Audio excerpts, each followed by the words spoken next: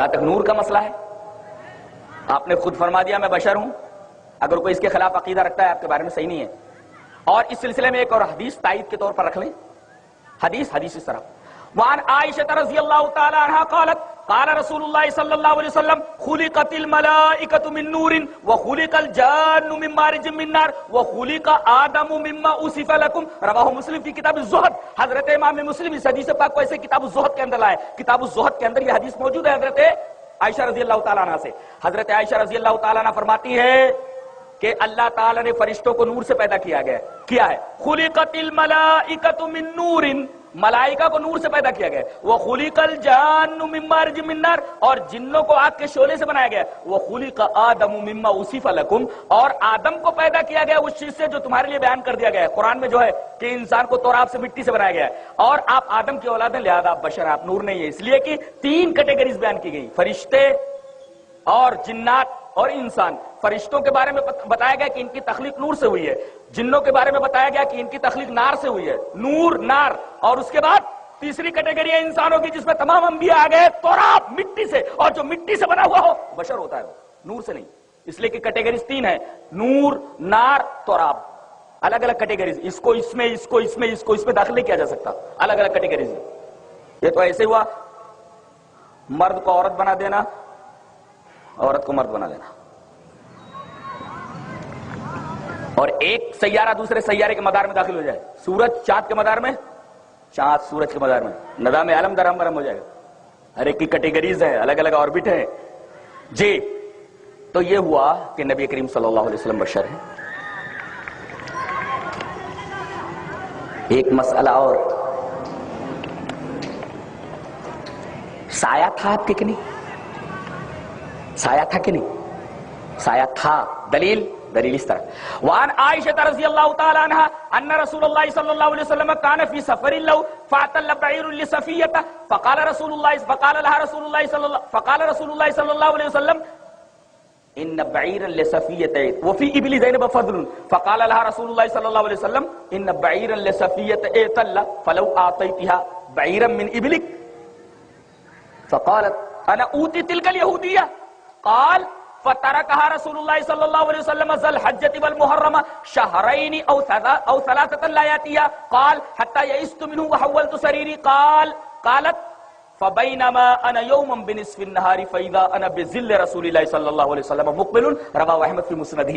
حضرت امام احمد بن حنبل رحمہ اللہ اپنی حدیث کی کتاب مسند احمد کے اندر یہ روایت ایسی لائے. میں نے پوری روایت پڑھ دی ہے، میری عادت ہے میں روایت کا ٹکڑا نہیں پڑھتا، میں پوری روایت ان سے، اور اگر مجھے معلوم نہ رہے کس باب میں ہے تو حدیث بیان نہیں کرتا اگرچہ پوری حدیث مجھے یاد ہو. یہ حدیث مسند احمد میں موجود ہے، اور مسانید کے اندر حدیث کا ڈھونڈنا بہت آسان ہے. حضرت عائشہ رضی اللہ تعالیٰ عنہ سے مروی روایت ایک جگہ سے موجود ہے. حضرت عائشہ رضی اللہ تعالیٰ عنہ کی مرویات جہاں ہے، حضرت عائشہ کی مرویات کھول لو وہاں یہ روایت مل جائے گی. مسانید میں حدیثوں کا ڈھونڈنا بڑا آسان ہے. بخاری، مسلم، ابن ماجہ وغیرہ میں ذرا ٹف ہے، حدیث کہاں ہے ڈھونڈنے میں مشکل ہے، لیکن مسند کے اندر ڈھونڈنے میں بڑی آسانی ہے. نام دیکھ لو اور نام کے اندر تمام مرویات، حضرت عائشہ رضی اللہ تعالیٰ عنہ کا نام دیکھ لو اور جتنی مرویات ہیں ایک جگہ جمع ہے. تو مسند احمد کھولو، مرویات عائشہ رضی اللہ تعالیٰ عنہ دیکھ لو، وہاں یہ روایت مل جائے گی. حضرت عائشہ رضی اللہ تعالیٰ. ہوا کیا، نبی کریم صلی اللہ علیہ وسلم جب سفر میں جاتے تو کوئی بیوی آپ کے ساتھ ہوتی. ایک سفر میں 2 بیویاں آپ کے ساتھ ہیں، ایک تو حضرت زینب ہیں اور دوسرے وہ ایک یہودی تھا نہیں، ہوئی ابن اخطب. جنگ خیبر کے موقع پر نبی کریم صلی اللہ علیہ وسلم نے اس کی بیٹی حضرت صفیہ بنت ہوئی ابن اخطب جو یہودی خاندان سے ہیں وہ مسلمان ہوئی اور ازواج مطہرات میں شامل ہوئی، آپ نے ان سے نکاح فرمایا. یہ بھی آپ کے ساتھ ہیں. اچانک کیا ہوا، چلتے چلتے حضرت صفیہ رضی اللہ تعالیٰ عنہ کا اونٹ تھک کر بیٹھ گیا. تلّا کا مطلب ہوتا ہے تھک کر بیٹھ جانا.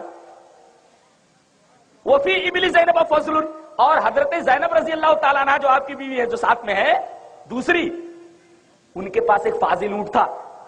تو نبی کریم صلی اللہ علیہ وسلم ان کے پاس آئے اور کہا کہ زینب ان بعیر لصفیہ تلّا، ارے دیکھو صفیہ کا اونٹ تھک کر بیٹھ گیا ہے، پارو کتنا بھی اٹھتا نہیں ہے، بہت تکلیف ہے، اور سواری کر کے اس کو لے جانا بہت تکلیف کا باعث ہے، اور تمہارے پاس فالتو اونٹ ہے دے دو اس کو.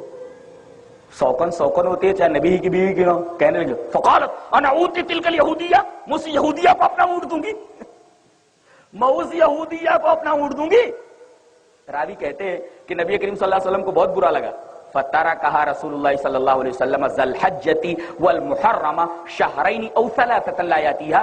نبی کریم صلی اللہ علیہ وسلم جب واپس آئے تو حضرت زینب کے پاس جانا چھوڑ دیا.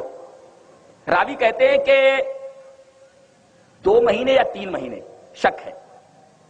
محرمہ ذا الحجتی والمحرمہ شہرین او ثلاثۃ، 2 مہینے یا 3 مہینے. لا یاتیہا، آپ ان کے پاس نہیں آتے تھے. یہاں تک کہ حضرت زینب مایوس ہو گئی.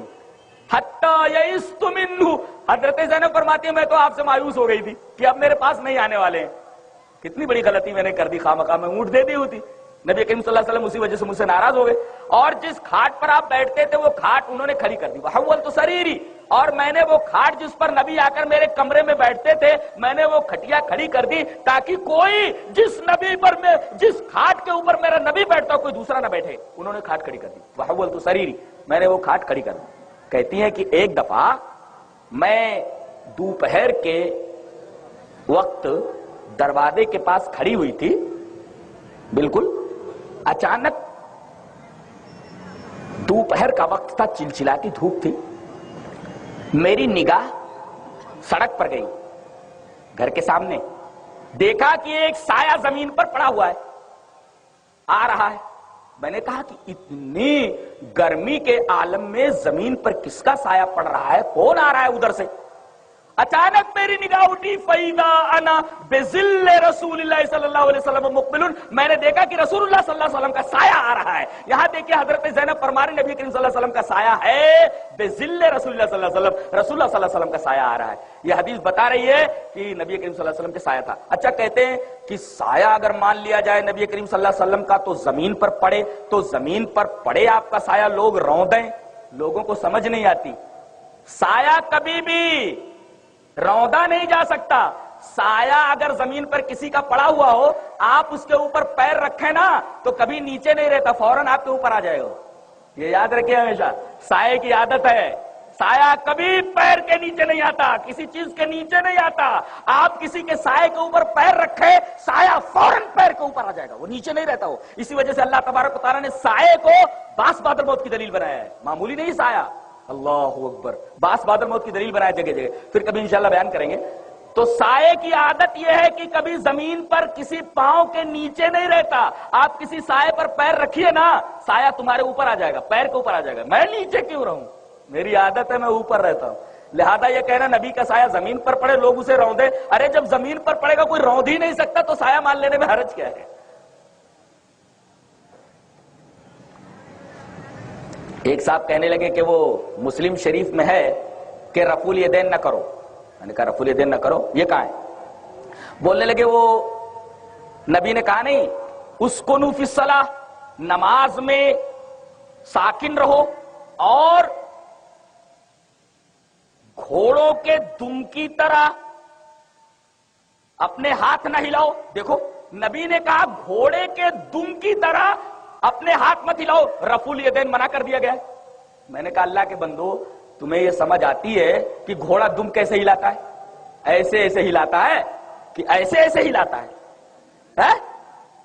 دیکھنا ہو تو جا کر کے دیکھ لو بھائی، گھوڑا دم ایسے ایسے ہلاتا ہے اور رفع الیدین کیسے ہوتا ہے؟ ایسے ایسے ہوتا ہے رفع الیدین. لہذا وہ حدیث خود بتا رہی ہے گھوڑے کے دم کی طرح ہاتھ مت ہلاؤ. یہ رفع الیدین سے تعلق ہی نہیں رکھتی، اس لیے کہ رفع الیدین گھوڑے کے دم کی طرح ہلنے کی کیفیت نہیں ہے اس کی، بلکہ رفع الیدین اوپر نیچے ہوتا ہے، نہ کہ دائیں بائیں. گھوڑا دائیں بائیں دم ہلاتا ہے اور رفع الیدین اوپر نیچے ہوتا ہے. حدیث خود بتا رہی ہے. اور اگر نہ سمجھ میں آتا ہو تو کسی گھوڑے والے سے دوستی کر لو، معلوم ہو جاتا.